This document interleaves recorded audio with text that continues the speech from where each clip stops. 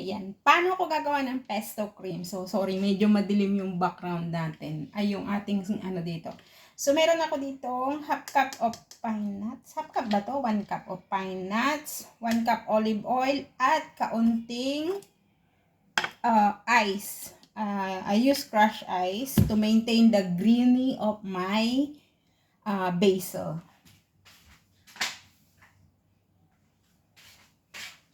Tada! Meron ako ditong sweet basil, about 1 cup. So, let's blend. Ayan, i-blend lang natin to together with salt. So, lagyan na natin ng salt. So, habang biniblend natin, para yung lasa niya ay maano na din.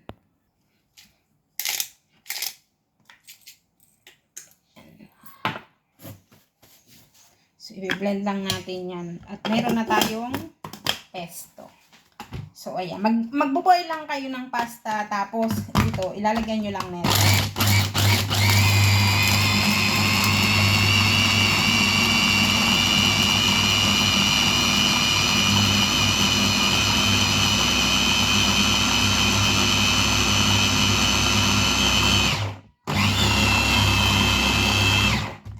So, ayan na.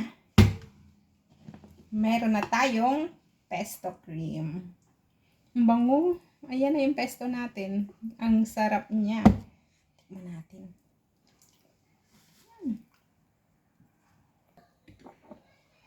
Meron ako dito ng jar. Jar ito ng mayonnaise.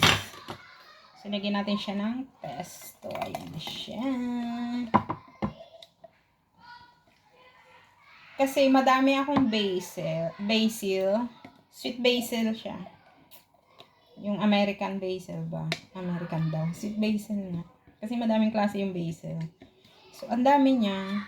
Ang daming dahon. Eh, sayang naman. Kapag hindi mo kasi pinitas yung dahon niya, bubulaklak na sila. Tapos, tatanda na yung yung puno. So, kailangan, babaklasan mo ng konti yung mga sanga-sanga nila. So, sayang naman, diba? Gawin na lang natin pesto. Ayan. So, sa isang araw, pwede tayong gumawa ng pasta. Pesto pasta. Alam nyo ba kung ito yung masarap? Ito lang ang ilalagay nyo sa inyong pasta. Pagkatapos nyo mailaga ang pasta, diga, luto na. Inyo lang kung itos. May instant pasta na kayo. Sarap. Mas masarap yung ganitong simple. Kung hindi mo na kailangan ng mga karni-karni at kung ano-ano rin. Asin at ano na lang, paminta. Pwede mo din tong i-dip dito yung bread, garlic bread, kung may garlic bread ka, o kaya naman ay yung ano bang tawag ng baguette. Ang sarap na ito sa baguette.